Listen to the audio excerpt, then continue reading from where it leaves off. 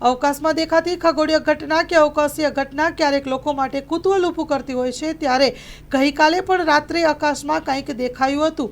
તે બાબતે ભુજના ખગોળશાસ્ત્રી અવકાશીય ઘટનાની જાણકારી આપી હતી અને માહિતી સાથે મીડિયા સાથે વાત કરી। Story report by Karan Vaghela, Bhuj. 10મી માર્ચ રાતના લગભગ 11:35 અને 40ની વચ્ચે લોકોએ આકાશમાં એક સળગતો આગના ગોળા જેવું ઝડપથી જતું દેખાયું। એના કારણે લોકોમાં ઘણી ઉત્કંઠા થઈ કે આ શું હશે। યુદ્ધનો માહોલ છે એટલે સ્વાભાવિક એમ થાય કે આ શું હતું। પાછું ઉત્તર દિશા તરફ હતો એટલે ઘણા લોકોના ફોન પણ આવ્યા। અમારે સ્ટારગેઝિંગ ઇન્ડિયાના જે મેમ્બર છે ત્યાં રણની અંદર, એમણે તો આખી ધરતીમાં એમ કે અજવાળો થતાં પણ જોયો।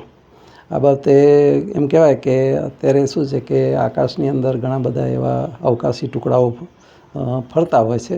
એમાંથી કોઈક એવો ટુકડો જે પૃથ્વીના ગુરુત્વાકર્ષણને કારણે ખેંચાઈ આવે અને જો એ મોટો હોય તો એનો પ્રકાશ બહુ મોટો હોય અને એ આપણને આખું આમ રાતના જાણે, કારણ કે એ દિવસે ચંદ્ર પણ થોડોક મોડો ઉગ્યો હતો એટલે ચંદ્રનું અજવાળું નહોતું, રાત અંધારી કહી શકાય, એટલે એ બધાને જોવા મળ્યો। અને મોટો ટુકડો હોય તો એનો પ્રકાશ છે એ ખૂબ મોટો થાય। જેમ કે 8મી તારીખે જર્મનીમાં એક બહુ મોટી ઉલ્કા પડી, જમીન ઉપર પડી।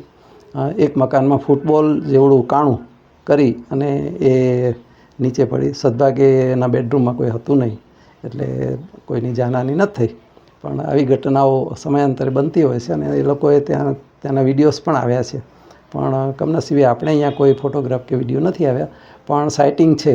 અને લોકોને પણ હું વિનંતી કરીશ કે આવી કાંઈ પણ ઘટનાની જાણ થાય તો સ્ટારગેઝિંગ ઇન્ડિયાને જાણ કરશો।